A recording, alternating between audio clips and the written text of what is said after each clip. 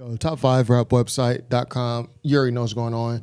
So I was actually really pleasantly surprised by this Almighty Sosa 2 album by Chief Keef. Y'all know I like Chief Keef's music. I listen to his music extensively in the gym. You know, actually they removed Back from the Dead 3 from Tidal, so in Spotify. So I was like, what the hell? But the Finally Rich mixtape. There are a lot of Chief Keef songs I like. There are some projects and songs I don't like. But I was really pleasantly surprised with this Almighty Sosa 2. So I probably have like 5-6 listens on this album already. I listened to it, at the gym a couple times. I listened to it when I was working on my car over the weekend. I've gotten many listens, different settings, and I like it. And I'm someone who likes Chief Keef's earlier music. The Back from the Dead 3, the Finally Rich, even the Bang mixtape. I wasn't the biggest fan, like around Macaroni time and all that, and a little bit after. Although some of those songs I do like, that era I wasn't a huge fan of. I know a lot of people really like that era, Chief Keef. Like that's kind of when they became a super fan. For me, that's kind of when I stopped checking for him. So I will say, firstly, this Almighty Sosa 2 album, Chief Keef is very coherent on this album. Like he's clear, he's understandable. It sounds like whatever drugs or something that he was on during the previous, I would say like 2015 to like 2020 era, he stopped doing them. Or maybe there was no drugs. I don't want to put that on him. Maybe he just is thinking clearer or he just wants to make clearer music. He's coherent. There's no point on this Almighty Sosa 2 album where I feel like I'm not understanding Chief Keef or he's just babbling or he's just incoherent rambling. I never feel like that. And there are even points in the album where we get like nuggets of knowledge from Chief Keef, which is not something that we're really accustomed to. We're not listening to Chief Keef and he's dropping knowledge or game or advice on us.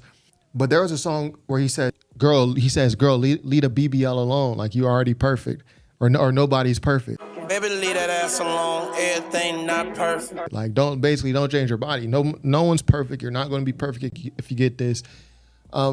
Which it isn't like a super deep message, but coming from Chief Keef, it was a little surprising to hear that. On the song 2 Trim, Chief Keef goes, if you're looking for the rainbow, but it's gotta rain first. You're looking for a rainbow, nigga, it gotta rain first.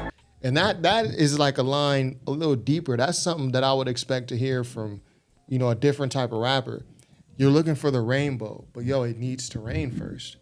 Basically saying like, you want to get to the finish line, which is the rainbow, but you don't want to go through the tribulations of the rain. It has to rain for there to be a rainbow. There has to be some water. So basically you got to get to the hard times to get to the good times, which again, I'm not expecting to hear that level of introspect from Chief Keef, but I do like it. On Believe, Chief Keef also, he says, I'm trying to learn how to treat these women. Trying to learn how to treat these women, man. Which, again, is not the deepest thing. It's not as deep as the rainbow line, but it's showing a man who's trying to grow, who's trying to get better, who's recognizing his faults and try to change it.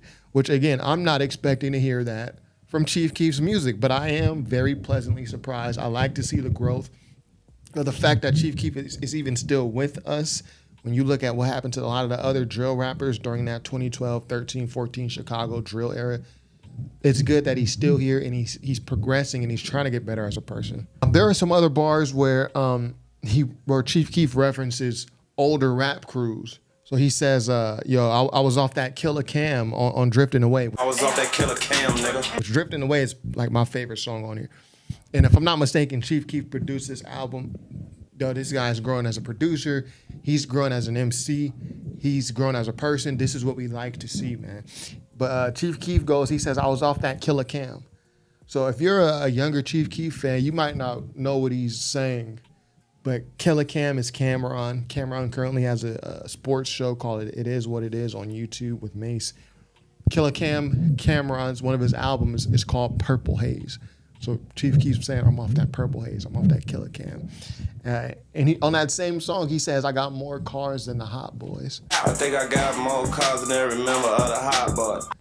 Which again, if you're younger, you might not know who the Hot Boys is. Hot Boys was like Lil Wayne, BG, Juvenile. They were in the, Cash Money records. Back in this era.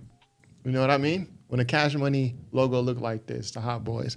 So I'm liking what I hear from Chief Keef on this. In terms of production, it's very upbeat. He does have his more laid back songs like Drifting Away, but even Drifting Away has these like heavy bass and like trap drill style hi-hats. He's having fun on this album. It sounds like he has a bar where he says, he says like, I can't stand your cooking. Like it made my stomach hurt. How you suck at cooking? That shit made my stomach hurt, bitch. Like he's just talking shit. And it sounds like he's going through some shit with his baby mom. Because he's like, he has a song where he says, my daughter ain't say my baby mom name. She said my name first. My kid ain't say her mama name. She said my name first. It's just like petty shit. Or then he goes, he goes, my baby mama said she wish I died, but he's like, I know that's not true, because if I was dead, then what would you do? He said something to that effect. Baby mama wish I died, but baby, what if it's true? Baby, you gonna be fucked up and you ain't gonna know what to do.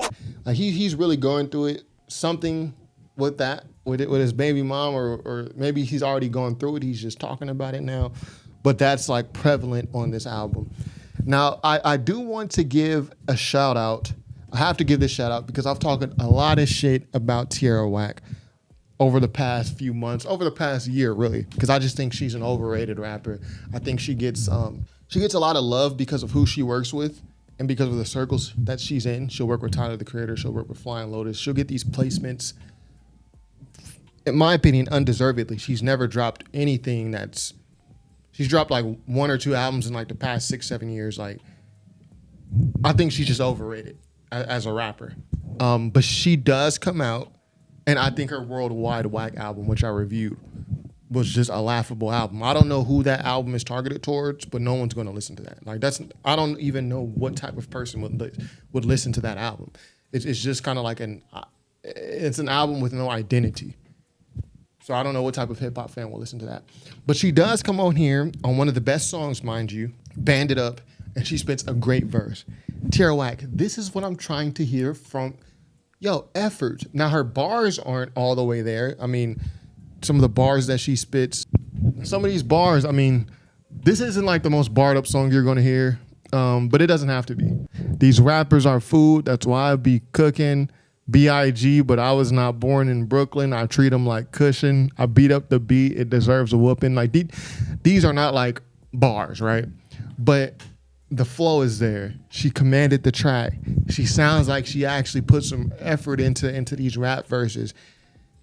I do appreciate this verse on Banded Up by Tierra Whack. And I have to say that because if I'm gonna talk shit about a rapper, I'm not attacking these rappers personally. I don't know them, don't want to know them. I'm strictly talking about the music. So if I criticize a rapper and how I think their music is weak, but then they come and drop some shit that I think is fire, I'm gonna say it's fire. Like, I'm not gonna listen to some shit that's bumping, then pretend like it's not bumping. That's just not what I do. So I gotta give Tierra Whack her flowers for this verse on Banded Up.